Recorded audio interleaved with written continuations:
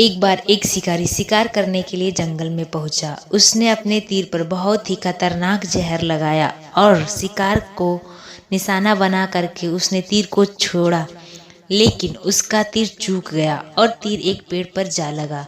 वो पेड़ बहुत ही हरा भरा और बहुत सारे तोते उस पेड़ पर रहते थे। जैसे ही वो जहरीला तीर उस पेड़ पर जाकर लगा, वह पेड़ धीरे धीरे सूखने लगा और उस पेड़ पर जो भी तोते रहते थे वो एक एक करके उस पेड़ को छोड़कर जाने लगे।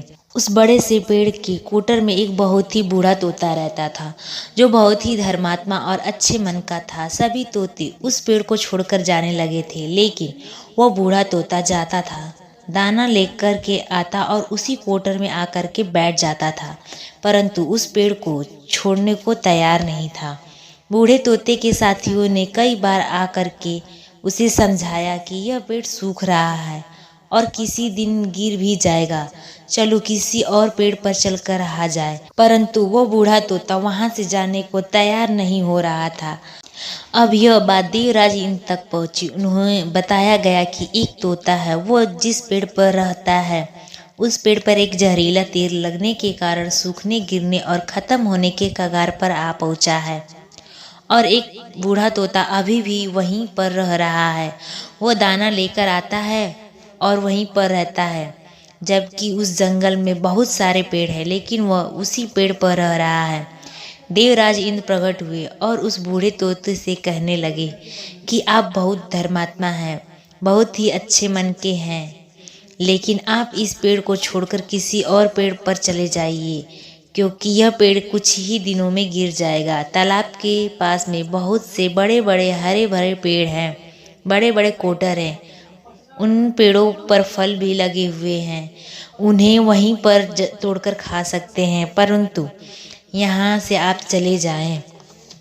तोता बोला, माफ़ कीजिएगा, इस पेड़ ने मुझे जीवन दिया है, शिकारियों से मेरी रक्षा की है, हर मौसम में मेरे साथ रहा है, ये कोटर मेरा घर है, यहाँ मैं पला बड़ा हूँ, इस पेड़ को मैं छोड़कर कैसे जा सकता हूँ। इस पर संकट आया है तो क्या मैं इसे छोड़कर चला जाऊँ? मैं ऐसा कभी नहीं कर सकता। देवराज इंद्र तोते की इस बात से बहुत ही प्रसन्न हुए। उन्होंने तोते से कहा, मैं आपके इस बात से बहुत ही खुश हूँ, मांगो जो आपको मांगना हो।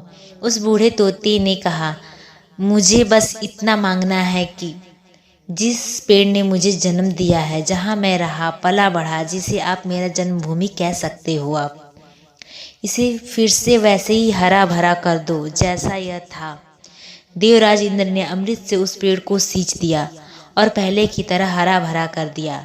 अब वापस से उस पेड़ पर आकर के बाकी तोते रहने लगे। वह बूढ़ा तोता कुछ समय तक और जिंदा रहा, फिर उसकी मृत्यु हो गई, वह स्वर्ग में चला गया।